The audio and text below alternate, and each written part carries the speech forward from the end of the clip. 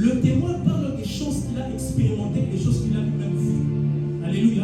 En d'autres termes, au témoin est attaché ce qu'on appelle une expérience. Le témoin a une expérience avec l'histoire racontée. Ainsi, il fait des disciples des témoins. Ça veut dire des personnes qui ne parleront pas des choses qu'ils ont entendues chez les voisins, mais qui parleront des choses qu'ils ont eux-mêmes expérimentées, vues. Est-ce que quelqu'un me suit? Parce qu'en fait, la puissance ne se trouve pas dans ce que vous dites. Elle se trouve dans l'expérience que vous avez avec ce que vous dites. Ainsi, il fait de ces personnes des témoins. Des personnes qui ont expérimenté les miracles. Des personnes qui ont vu les morts ressusciter. Des personnes qui ont vu les démons être chassés des corps. Il fait de ces personnes des témoins.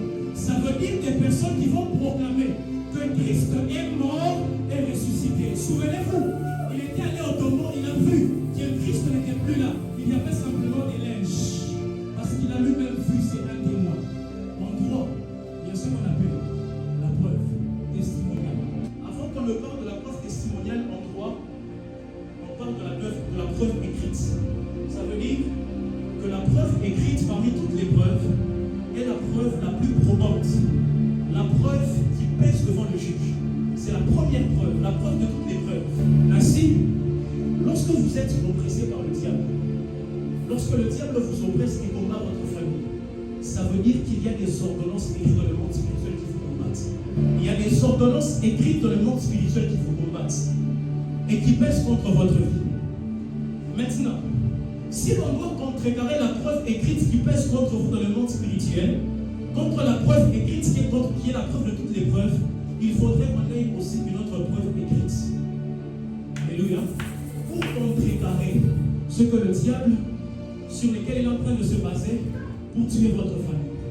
Parce qu'il y a des écrits qui pèsent sur vous. Ainsi, vous remarquerez avec moi dans la parole de Dieu que lorsque nous prenons la Bible, à chaque fois que nous la lisons, nous disons il est écrit. Il est écrit. Il est écrit. Parce que les écrits qui se trouvent dans les Écritures sont des écrits qui viennent contrecarrer ce qui se passe lorsque le diable vous accuse. Ainsi, celui qui se saisit de la parole de Dieu, parce que la Bible dit il est écrit.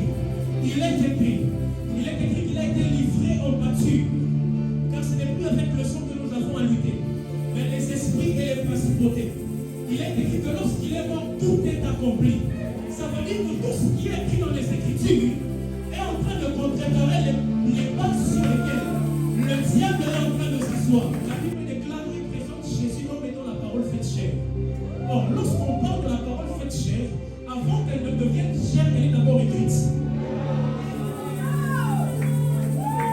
Avant qu'elle ne devienne chair, elle est d'abord écrite. La Bible présente Jésus comme étant la parole faite chair. J'aime ce qui se passe dans la Bible. On trouve une femme qui avait commis l'adultère. J'aime ce que les hommes font. Ces hommes vont voir Jésus. Nous avons trouvé cette femme en plein délit d'adultère. Mais l'erreur qu'ils ont connue, c'est que Jésus n'est pas le juge. Jésus n'est pas le juge. Le juge, c'est le Père.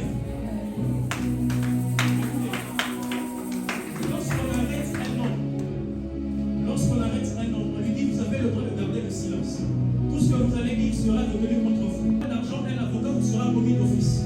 Lorsqu'on parle de commis d'office, ça veut dire, même si vous n'avez pas les moyens, on va vous donner un avocat par force. Parce que peu importe l'infraction que tu as commis, tout homme devant la justice a le droit d'être défendu, même s'il a tué un homme. Mais l'erreur qu'ils font, c'est qu'ils vont présenter une femme qui a commis une infraction à l'avocat. Or, l'avocat est la seule personne dans ce train ici qui soit capable de défendre quelqu'un, peu importe l'acte que tu as commis, sans pour autant te juger. L'erreur qu'ils ont commis, c'est qu'ils ont amené la femme au lieu de l'amener chez les juges. Ils l'ont amené chez l'avocat. Mais j'aime comme cet avocat. Cet avocat ne cesse jamais. Il leur dit que celui qui n'a jamais péché jette la première pierre. Parce qu'en droit, l'avocat ne cesse jamais. J'aime Jésus. Jésus est l'avocat de l'histoire. C'est l'avocat qui ne cesse jamais. Il a toujours un argument qu'il peut donner et qui va contrecarrer ce que les autres disent. Ainsi, lorsque vous lisez les Écritures, la Bible parle des pharisiens et des sadducéens. À chaque fois qu'ils venaient tenter Jésus sur les Écritures, Jésus donnait une réponse et il se taisait. Parce que Jésus est l'avocat qui ne rate jamais. Ils ont commis l'erreur d'amener la femme qui a commis l'adultère devant l'avocat qui devait les défendre. Ainsi, elle ne pouvait pas être condamnée parce que celui à qui vous